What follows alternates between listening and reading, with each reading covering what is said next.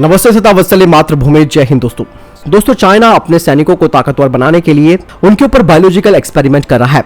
जिन सैनिकों के ऊपर ये प्रयोग किए गए हैं उनमें से अधिकतर भारत से लगी सीमा पर तैनात है और चीन की कंपनी बीजीआई ग्रुप और पीपल लिबरेशन आर्मी के इस जीन रिसर्च प्रोग्राम से भारत के लिए खतरा कई गुना बढ़ गया है।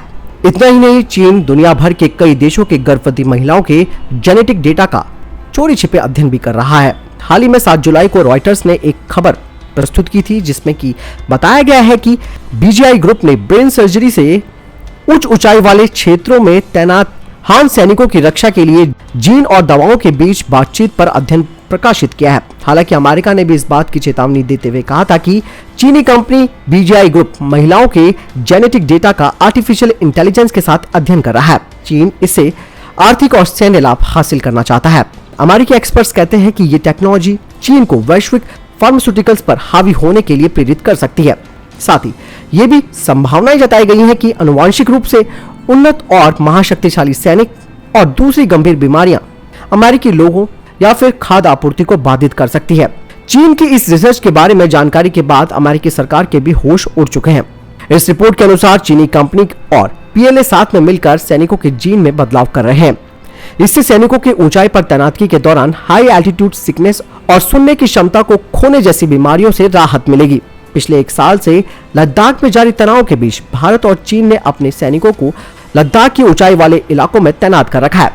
कई रिपोर्ट्स ये भी दावा करती हैं कि चीनी सैनिक ऊंचाई पर तैनाती के दौरान ज्यादा बीमार पड़ रहे हैं।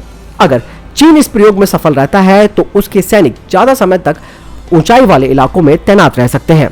चीन की बीजीआई ग्रुप का कहना है कि वो भ्रूण में डाउन सिंड्रोम जैसी असमानताओं का पता लगाने के लिए रिसर्च कर रहा है। इसके लिए वो कम से कम 52 देशों में बेचे जाने वाले प्रसव पूर्व परीक्षणों से बचे हुए खून के नमूनों और जेनेटिक डेटा को इकट्ठा कर रहा है। रिपोर्ट में दावा किया गया है कि इस चीनी कंपनी ने कम से कम 80 लाख महिलाओं के प्रसव पूर्व परीक्षण किए हैं। हालांकि कंपनी का दावा है कि वो केवल चीन की ही महिलाओं के डेटा को इकट्ठा करती है, बाहरी देशों के नहीं। यानी कि यहाँ पर पूरी बात क्लियर है कि जेनेटिक छेड़छाड़ कर रहा है चीन, क्योंकि चीन ने बहुत कोशिशें की कि हाई एल्टीट्यूड पर उसके सैनिक सरवाइव कर सके, लेकिन जब बात नहीं बनी, लगातार उसके सैनिक बीमार होते रहे और वो वहां की भीषण ठंड को नहीं झेल पा रहे थे। तो ऐसे में चाइना ने विचार बनाया कि भैया सबसे अच्छा तरीका ये है, पहले तो वहां के लोकल जो कि तिब्बती हैं उनको भर्ती करना शुरू कर दिया जाए, फिर जो अपने सैनिक हैं जो खास करके एलएसी पर तैनात हैं उनके जेनेटिक डेटा के साथ छेड़छाड़ की जाए ताकि उनको इस तरीके के वातावरण के हिसाब से तैयार किया जा सके। दोस्तों इस पूरी खबर को लेकर अमेरिका भी काफी टेंशन में आ गया है।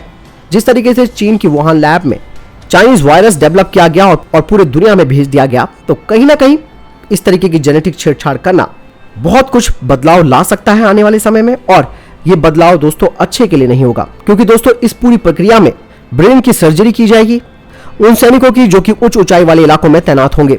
तो ब्रेन सर्जरी एक अपने आप में ही बहुत बड़ा और बहुत ही गंभीर विषय भी है, जिसमें कि चाइना के काफी सैनिकों की जान भी जा सकती है, क्योंकि वो पूरा एक्सपेरिमेंट शुरू करने वाला है और इस एक्सपेरिमेंट का कहीं ना कहीं भारत के लिए भी एक बहुत बड़ी चुनौती बनकर उभर सकती है।